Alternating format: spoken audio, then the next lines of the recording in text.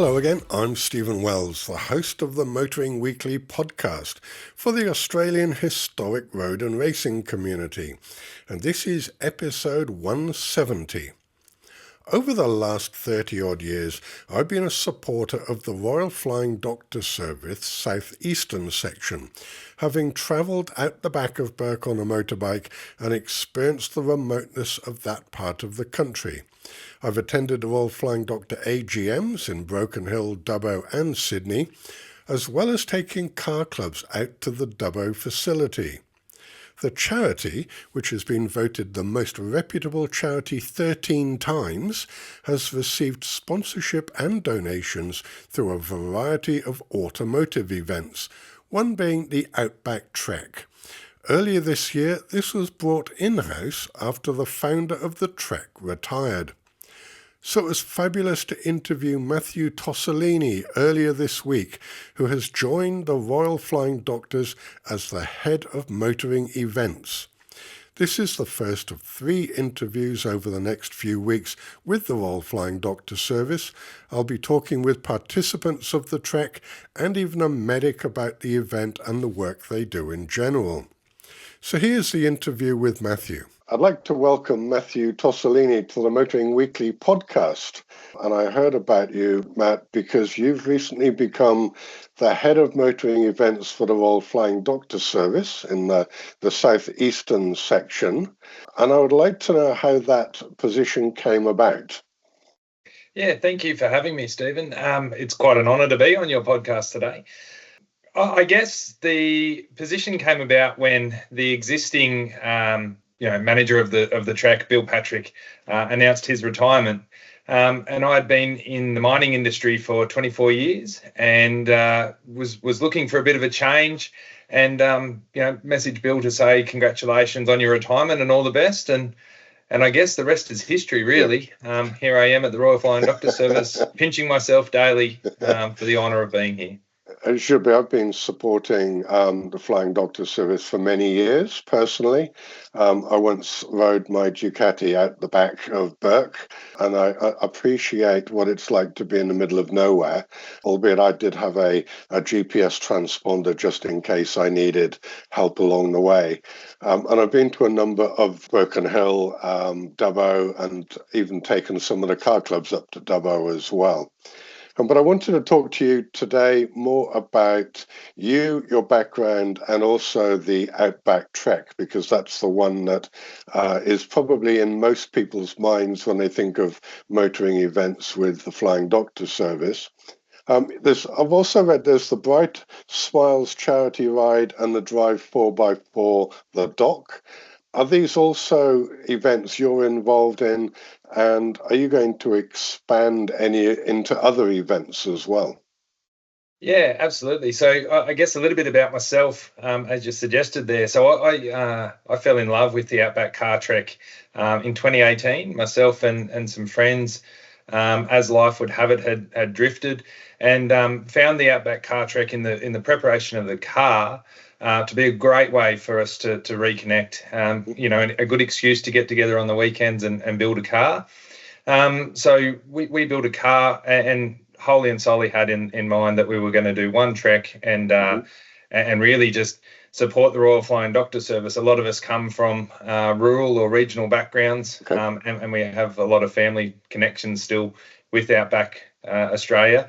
So we participated in that 2018 event and fell in love with it. The community that you come across with the Outback Car Trek, it doesn't matter if you're a high net worth individual or if you've used your last dollar to pay your entry fee, you're all there for a common cause. And that really drove us to fall in love with the RFDS motoring events. And that saw me compete another 4 times or participate another 4 times and build 3 cars. So yeah. As I participated in these events, I learnt about the Bright Smiles charity ride, and again another great alternate to the Outback Car Trek, and the Drive for the Dock. Again another alternate to the Outback Car Trek, and those motoring events do come under my remix. But I will not be buying a motorbike. I think I'll stick with 4 wheels instead of 2. Good. Yeah, it's hard work on a motorbike. I've known people that have done the BMW Safari on motorbikes, and it's been tough. That's the hardest way I think you can do the Outback is on two wheels Yeah. along the way. Now, I was interested because, as you said, you've entered four over the years, and you also mentioned you came out of mining and being, working in fairly extreme conditions, I guess. Are you an engineer by trade or are you a technical person? Yeah, so I'm a technical person by trade. I'm a diesel mechanic by trade. So my trade was spent working or learning in and around the mining and earth moving industries. So, I can take a lot of those transferable skills directly into events like the motoring events, Yeah. but definitely not, something that's required to participate. We have a phenomenal team of sweet cars that come through, and they're all trade qualified people that really just love volunteering their time to fix cars and making sure that everybody gets to the end safely. Yeah. And what was the first car that you built? Yeah, so the first car was built on a budget. So it Okay. was a 1974 Yeah. 145 Volvo station Okay. wagon. Oh, yeah. Nice. I learned a lot more about Volvos in that 6 months of building that car than I ever want to forget.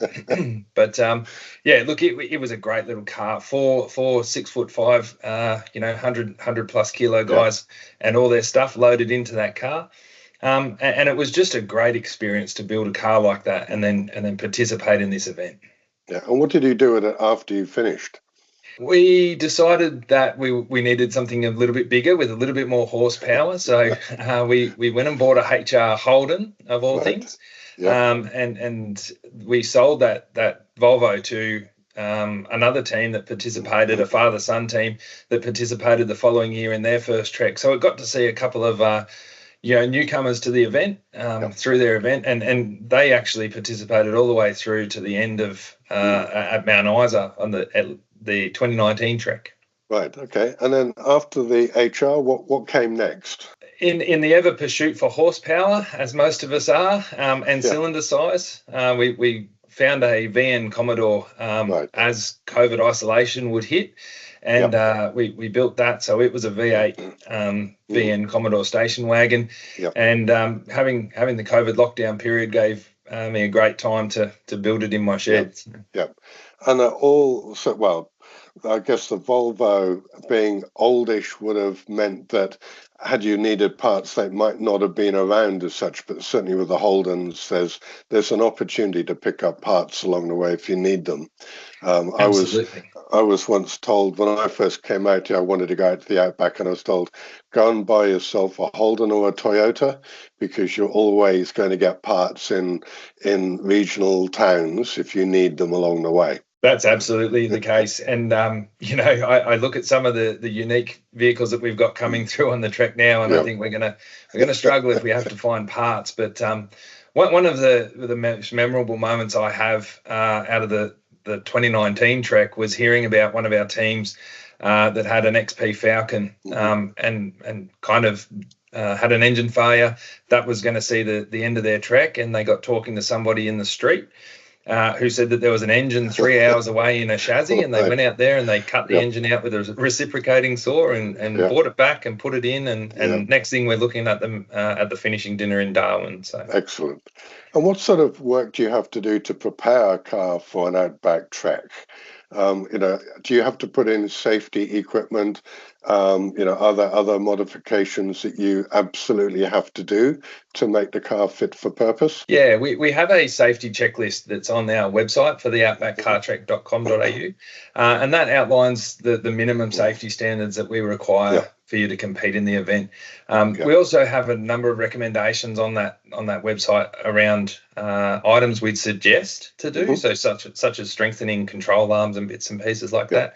As you said, if you've got a bit of an out-of-the-box vehicle like a Volvo 145, you're not going to find a control arm for that in the middle of Tibooburra. So, doing some pre-work and that preparation is really key to participating in the event. Yeah. And I guess with an older car or an unusual one like that, if you've given the competitors that view of what's likely to go wrong, they can at least bring some spares with them along the way just in case, so that there's there's a level of their own support as well as having the crew to help them out when they do need the repair work. Yeah, absolutely. There's a good recommendations list for spare parts that we should carry, such as fan belts and shock absorbers.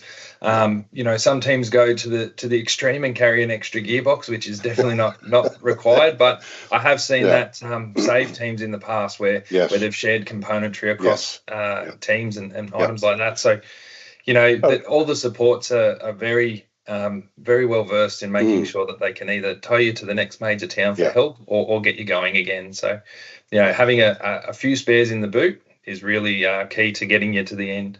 Yeah, and I think that's something that is endemic in people who are running the older cars. Now, I was at Goulburn over the weekend for the historic racing, and that's a similar environment where if something fails on a car, there will be somebody there that will have a part for that car because there's a group of people there with similar cars of similar ages, and everybody will jump in and help out. And whether it's a spare couple of spanners or the part itself or whatever, there's that camaraderie about doing what you're doing that everybody wants everybody to finish. Absolutely, and that's really the cause for the Royal Flying Doctors Service is, we go to the furthest corners to provide the finest care, and you really see that flow through to our participants as an etho as well. Our participants will pull up and help each other get going, or they really just want to have a drink with each other at the end and celebrate the massive achievement of 3,500 Ks through the Outback. That's right, and actually getting back in one piece. Absolutely, yeah. So have you done any other sort of motorsports events, or are you really just have focused on the Outback Trek? Really, from an events perspective, outside of cars and coffee, I have a couple of classic cars myself, so they always draw my interest. But in terms of events, the Outback Car Track, once I found that, was really where I found my home. It combines my love of rural and regional Australia with fixing cars and getting them going, under a little bit of pressure. Yeah. And talking about that, this year was the 35th running of the Outback Trek. You had 240 entrants. Where did it start and finish? Yeah, so this year was quite a unique event. We went from Bathurst and we went right out through, rural and remote New South Wales, out through Dubbo and Burke, and then up through Quilpie, Cunnamulla, all the way up to Corumba Point, and then across through Chillago and finished in Cairns. So quite a vast array of everything from motorsport tracks. We started at Mount Panorama and finished on the beach in Cairns. So.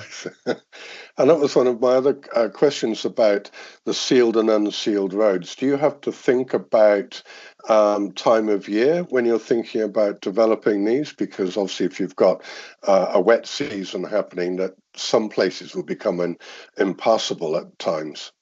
Absolutely. The route that we pick and we work through is surveyed quite extensively before the event, and that's for all of our motoring events. Yep. So we'll make sure that, exactly like you say, a wet weather road, can make or break our trek. So, and given that we do it in the first week of June, obviously there's a bit of wet weather around winter, but also we take into account, when you turn left out of a road, are you turning left into the morning sun, and is the western sun behind you in the afternoon? So, a lot of planning goes into that. And like I said, we run it 2 or 3 times before we actually have the event. So just to fine tune it. But the last thing we want to do is go out onto a wet weather road and destroy it for the local community. Yes. So we aim to leave a lasting impression that's positive, not necessarily negative. Yeah. So. And you're talking about the cars that you've used, the Volvo and a couple of the Commodores. Vehicles need to be at least 30 years old. So typically certainly here, the historic Regio, for example, if they're over 30. Would you say there's a typical vehicle that comes in? Is there more local vehicles, more Holdens and Fords versus vehicles from offshore? What would you say from your experience is a typical vehicle? Yeah, definitely. So you're completely right. The mantra is that the vehicles have to be 30 years or older to live in that historic vehicle range. We do see a large amount of Ford Mustangs competing in the event. Okay. We've got a large volume of older Holdens, so Kingswoods and the like. Yep. But we are starting to see, with that 30-year buffer, that we're starting to see the Commodores and some of the Falcons. Yep. I'm still amazed at when someone turns up with a VS Commodore or a VR Commodore that it's 30 years old, because I can remember having one of them as a Yes. young boy. But we've even got a genuine GT Falcon that competes in the event. Wow. So, Okay. I wouldn't say we've got a standard, but we're definitely starting to see the Fords and the Holdens come along as the event and the years progress, because they're obviously a little bit cheaper and easier to get hold of now. Yeah, and I'm involved in some classic rallying, and I've seen a couple of the older utes, probably the 35 to 40-year-old utes being run. And I when I first saw them, I thought, it's on mostly sealed roads. But I actually understand why, because they are easy to maintain if you do have an issue. And again, you can put some stuff in the back if you know that something's likely to give up along the way.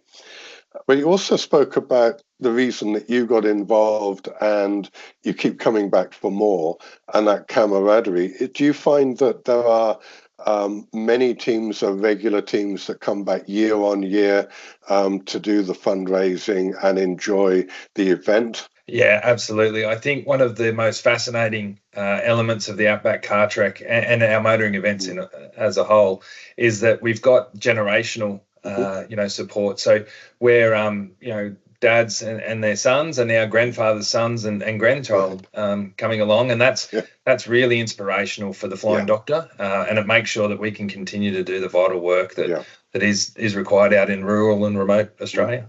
And it's been going since 1990. I'd read that you'd raised over $37 million in total over those years, and it's been, as I said, 35 times now.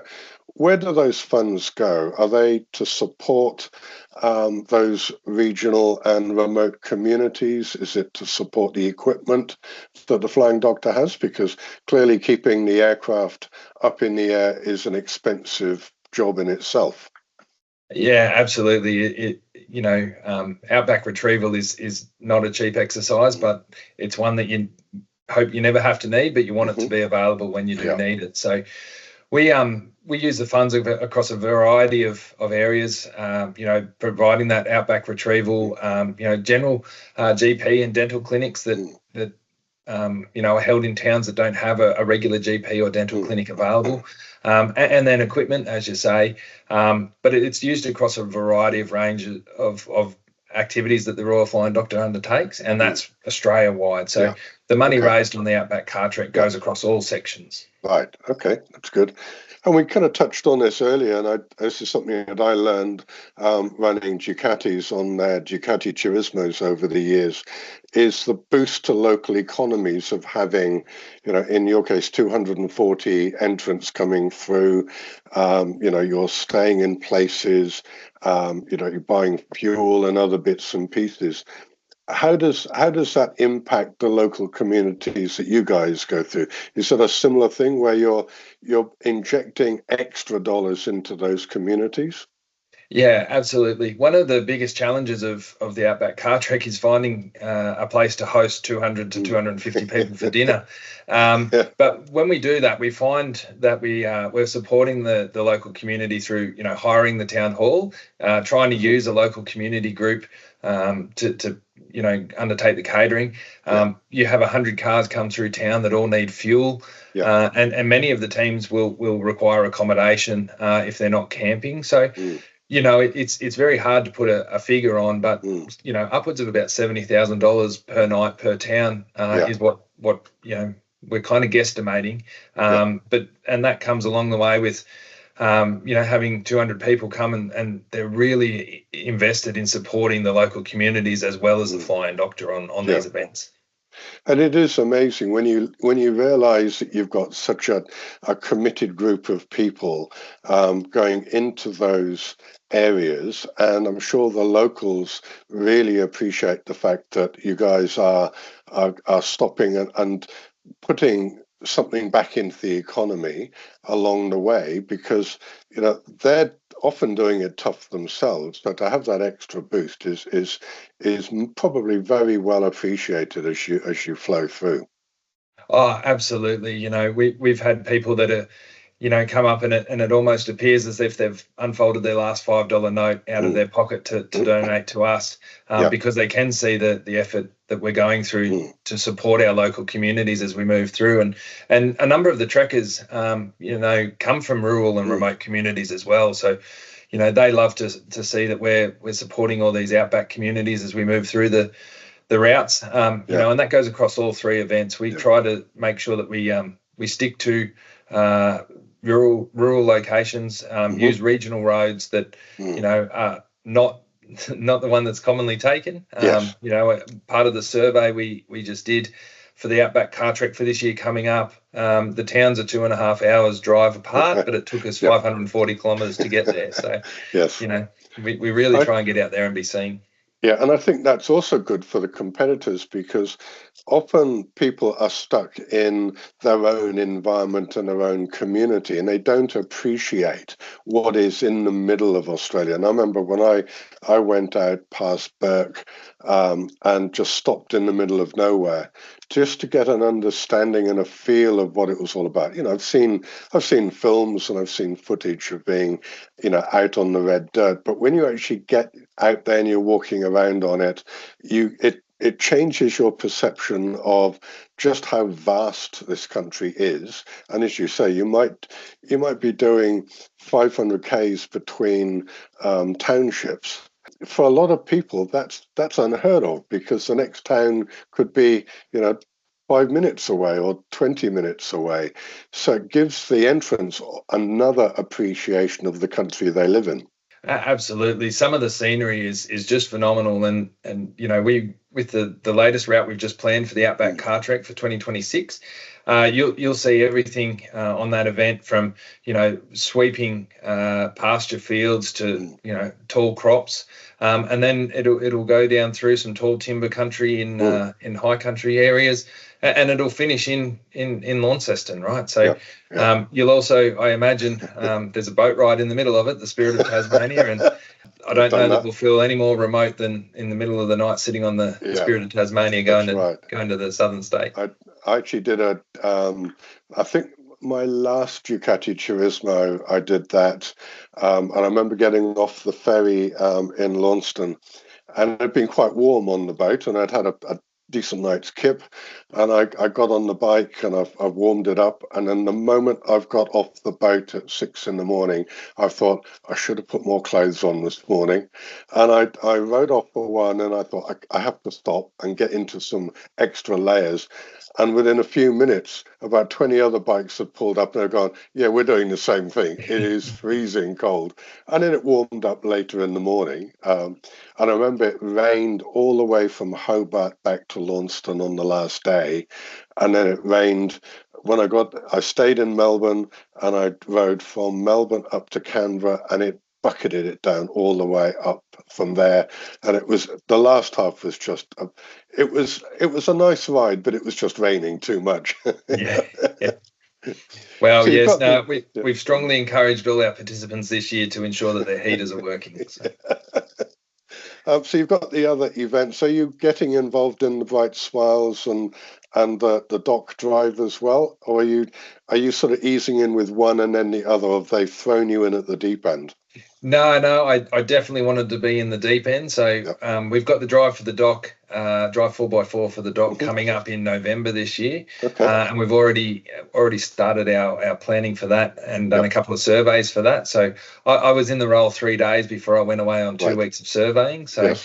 yeah, absolutely looking forward to all the events, and the Yeah. Bright Smiles charity ride in April next year is Mm. going to be Okay. Yeah. pretty spectacular as well. Yeah.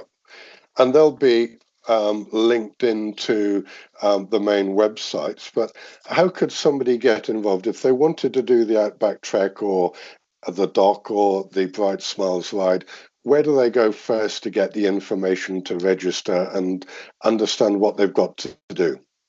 Yeah, so all the events have their own website, whether it be the outbackcartrek.com.au or drive4x4 for the .com.au or brightsmilescharity.ride.com.au. But if you would like to just send an email straight to myself, you can contact me and provide you any of the information for any of the events that you may be interested in.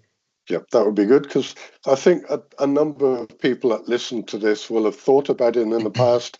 They've not sort of thought about it seriously, and I would hope that they would then either think about entering one of the events or then helping a team that they might know, or they can get in touch and say, I'd like to support a team along the way and help with the fundraising. So they can go to any of those websites or to the main Flying Doctor website to be able to either donate or get involved along the way. Absolutely, yeah. And we really encourage new participants to come along. This year we had 50 new participants come along, and the community itself, I've met people from all up and down the East Coast, and we've even got participants that come from New Zealand. So, you'll meet a lot of different people from all walks of life and have a great time doing it and seeing some pretty amazing scenery. Yes, I'm sure they will. And just to remind us, when is next year's Outback Trek? So the Outback Car Trek next year will be held from the 30th of May. We'll meet in a town along the Murray. I can't let too much out because we haven't quite announced that route yet, but and it'll go through to the 7th of June and finish in Tasmania at Launceston. Yeah. Okay. Nice. Yeah, Launceston. Yeah, it's a lovely part of the world as well, and that hopefully would attract people that don't necessarily want to get right into the outback, but that's an outback trek that is more inboard trekking, could encourage more people to get involved and understand the work that the Flying Doctor does in general. Absolutely. And the unique thing about the Outback Car Trek next year is that every town we're going to visit, the Outback Car Trek has not visited yet in any of its 35 years. So that'll be a pretty unique experience to do that as well. Good.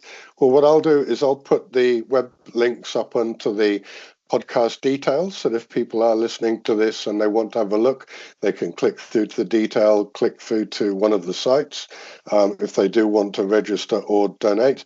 And then, hopefully towards maybe early next year, we might catch up again and talk about the final last minute logistics that you guys have got to go through to get the 36th running of the Outback Trek in play, and do a final encouragement for those that want to get involved to actually make the effort and get involved.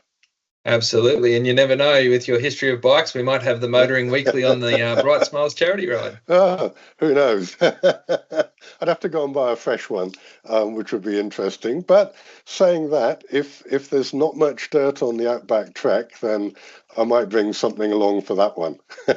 Perfect. We'd welcome you to come along. But thank you, Matt. It's good to meet you. Good luck with all of the events that you're running. I'll look out for any other new information that I get through being registered with the Flying Doctor service. And obviously the next one up is the dock in November. I'm sure that's going to be great fun. And I look forward to finding out more about that as it comes to play. Thank you very much. And I greatly appreciate you having me on today. Thanks very much, Stephen.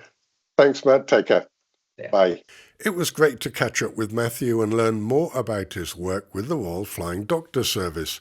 As we discussed, the Outback Trek has been run 35 times since 1990 and raised over $37 million for the organisation. It's a great example of how communities can work together to improve lives. And if you would like to donate or register for next year's Trek, head over to the web links in the podcast detail. Whatever you do will be appreciated by the communities in regional and remote Australia.